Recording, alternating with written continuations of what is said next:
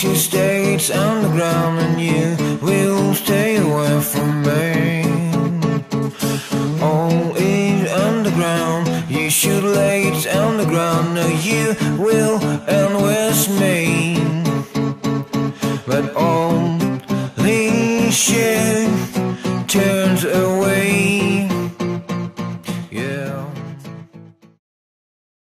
Coucou les poupées, alors aujourd'hui je vous retrouve pour parler bronzage, comment tricher, comment avoir une bonne mine, un teint de rêve, sans les UV, sans soleil, même à Paris. Un teint qui corresponde à vos robes d'été, à vos hauts qui sont plus foncés et qui vont pas avec un teint de bidet. Donc moi j'ai des petites alternatives, des chouchous, et je vais vous les présenter aujourd'hui, mes produits soleil préférés. Attention, pas pour la protection, mais juste pour tricher. Alors j'ai mis une photo sur Instagram d'un produit qui vous a un petit peu intrigué, c'était celui-ci. Donc c'est un produit de chez Bourjois.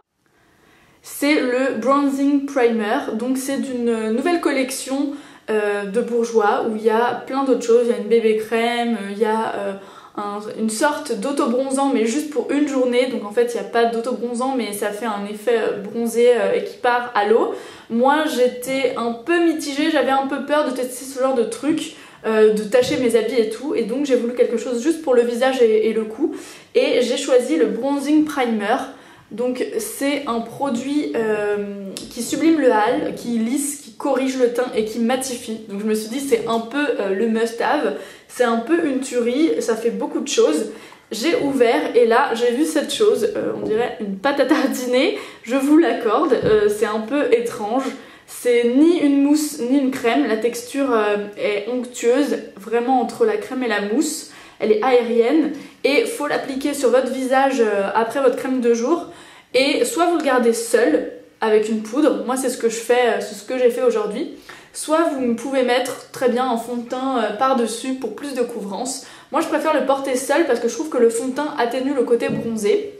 Donc ce que je fais c'est que j'applique ma crème de jour, je laisse un peu poser, j'applique la primer bronzante de Bourjois. Ensuite j'applique un correcteur localisé sur les cernes, les petits boutons et tout pour couvrir ce qu'un fond de teint ferait d'habitude.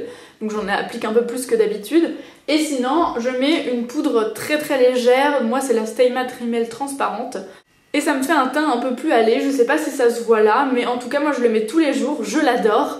Et il a vraiment rejoint mes favoris du moment. Je peux plus m'en passer, je trouve que ça donne un côté allé mais très très naturel.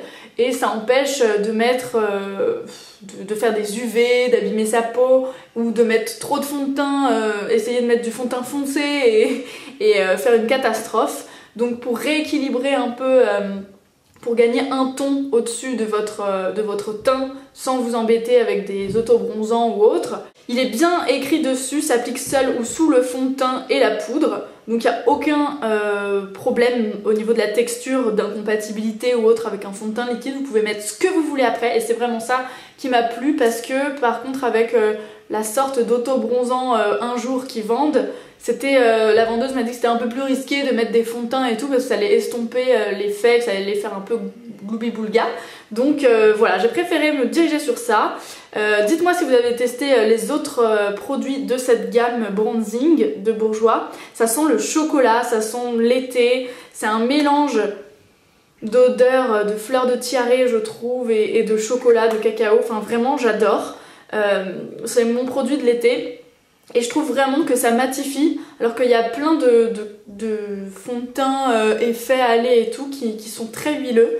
Donc je trouve très bien d'avoir fait pour l'été quelque chose qui matifie en même temps qui nous apporte un teint allé. Donc plein de filles d'entre vous croyaient que c'était une poudre.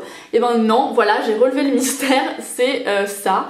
Donc au début vous pouvez avoir peur, mais vraiment c'est une texture limite poudrée après. Vous pouvez sortir juste avec ça, ça fait pas du tout gras, j'ai la peau mixte à grasse et j'ai aucun problème, au contraire ça me matifie super bien et j'ai un teint beaucoup plus net et beaucoup moins brillant tout au long de la journée.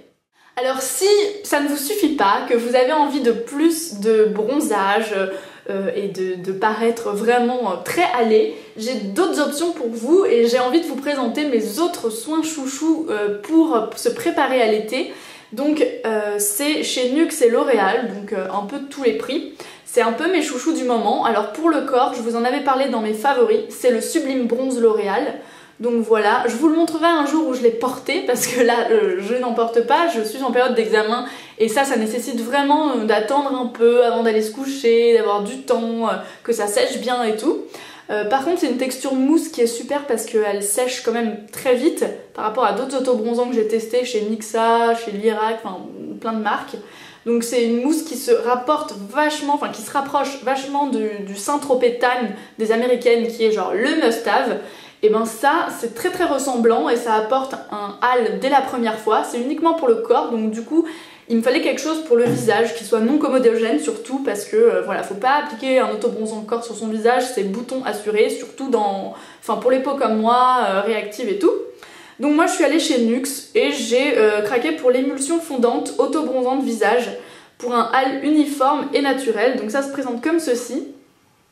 Je crois que ça a coûté dans les une dizaine d'euros, pas très cher. Ça c'est 10 €. Au bout d'une fois j'ai eu un résultat, donc vraiment j'ai trouvé ça génial.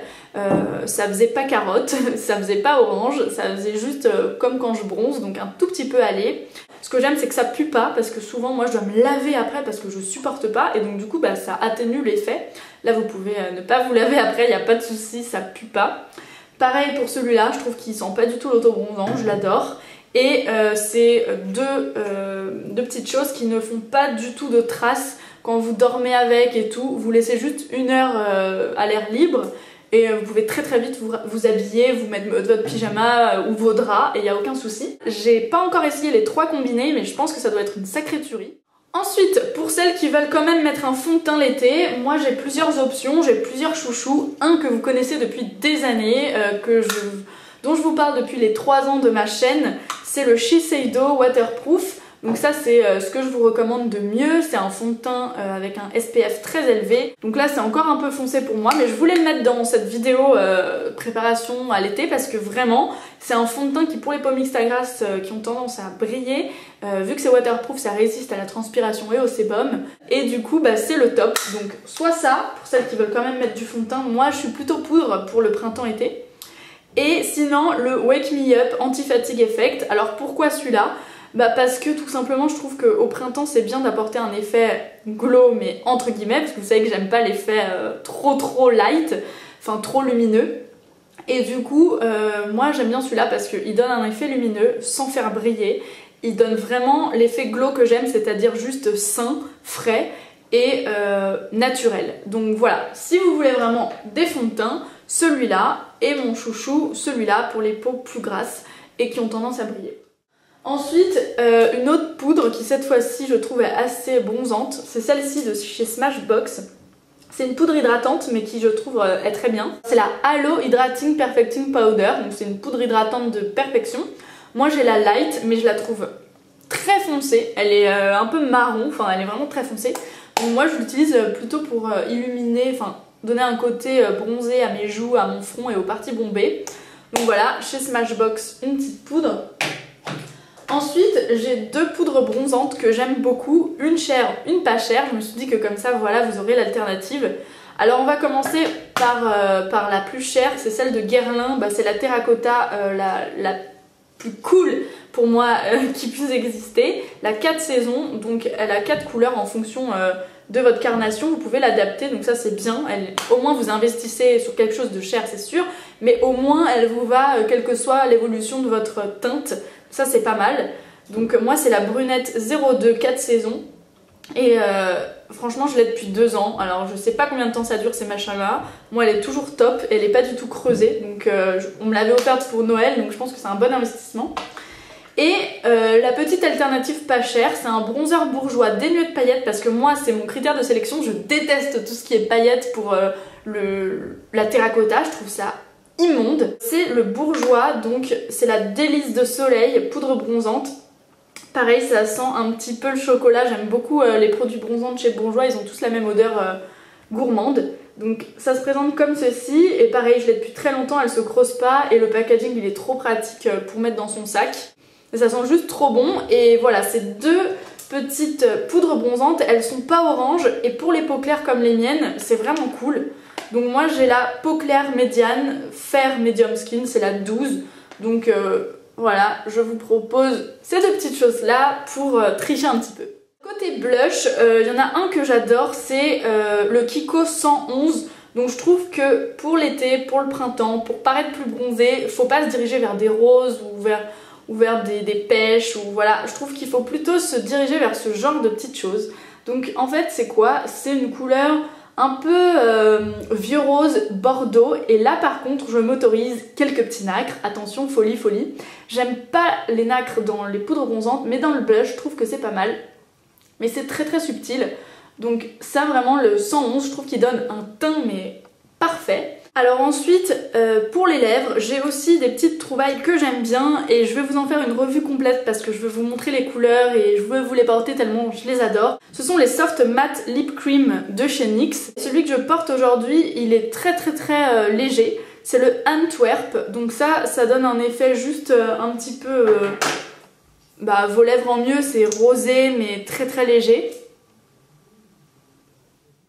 Donc voilà, celui-là il est très soft et je trouve qu'il donne un côté un peu plus allé au teint sans trop charger votre visage. Et j'en ai fini avec mes petits secrets, mon how to avoir une bonne mine et tricher un peu avant l'été. J'espère que mes petits conseils vous auront plu, que vous vous craquerez comme moi pour la bronzing primer de Bourjois.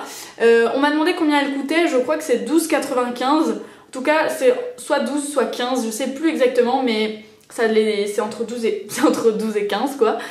Et je pense que c'est vraiment un bon investissement. Il n'y a pas de teinte différente, c'est une teinte universelle, mais je pense qu'elle va à tout le monde parce que finalement c'est une primer, donc après vous réajustez avec une poudre ou avec un fond de teint. Donc voilà, moi je vous la recommande. Si vous l'avez testée, dites-moi ce que vous en pensez. Je la trouve super méga cool. Je souhaite un gros courage à toutes celles qui sont comme moi en examen. Je sais que c'est la fin de l'année, que voilà, on doit tout être un peu en stress. Donc je croise les doigts pour vous et je vous fais à toutes de gros bisous. On se retrouve vraiment très vite dans une prochaine vidéo.